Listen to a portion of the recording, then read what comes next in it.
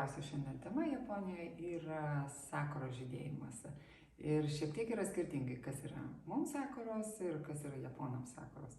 Tai begalė daug lietuvių, gal ir dabar yra Japonijoje, nes Japonija nėra tokia nepasiekiama šalis. Tai ko nereikėtų daryti Japonijoje, kai vykstame sakurų stebėti. Tai būtent ir yra hanami, žiedų stebėjimo metas, jokių būdų neliesti sakurų, nebandyti apkabinti sakurų, nebandyti prisiliesti šakelę prie veido, kad nusifotografuoti. Tai iš karto mes būsim pavadinti gaidžin, tai yra užsienio turistas, gink dieve, negalima sakurų liesti. Japonai sakuros asocijuojasi, kiek man teko suprasti ir kiek teko diskutuoti, tai laikinumas ir prisiminimas apie išėjusius iš gyvenimo žmonės.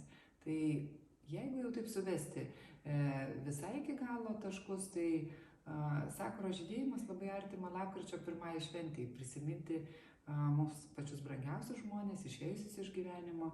Ir dažnai, kai su japonais vaikščiodavau ir žiūrėdavau sakurose, tai Arakawa-san, vienas iš, tarkim, koralinio kalcio atstovų gamintojų, nukrenta sakuros žiedas ir Arakawa-san žiūri, taip liūdnai. O tai sakau, Arakawa-san, kodėl jūs nuliūdote? Nu, va, matote, žiedlapiai nukrito, dar viena siela pakilo į dangų.